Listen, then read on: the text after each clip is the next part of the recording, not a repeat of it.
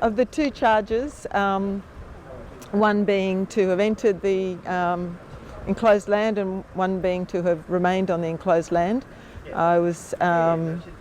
the case was dismissed without charge, but I've been put on a good behaviour bond, essentially for 6 months, but essentially because all the other emergency services were called, which I made it clear I regretted.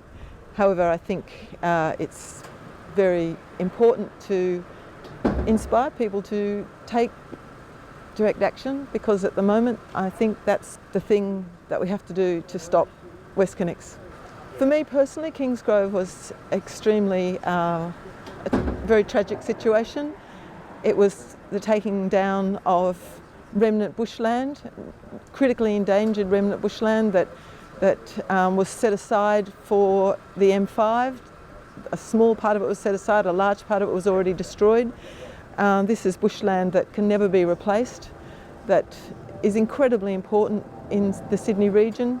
There's no other ironbark forest like that, Cooks River ironbark forest, to replace it with. And then to add insult to injury, it became apparent. My colleagues from the Save Walleye Creek organisation were able to show that, to the best of our knowledge, they hadn't even met the basic conditions of removing that bushland, which were that they sent people in advance or at the time to make sure that no native animals were injured, that they were rescued, that birds' nests, birds' eggs were rescued. This is spring, there was so much animal and bird activity. And on top of that, the other condition was that then when they're piling all the wood up, animals that might have escaped in the first instance are then seeking shelter.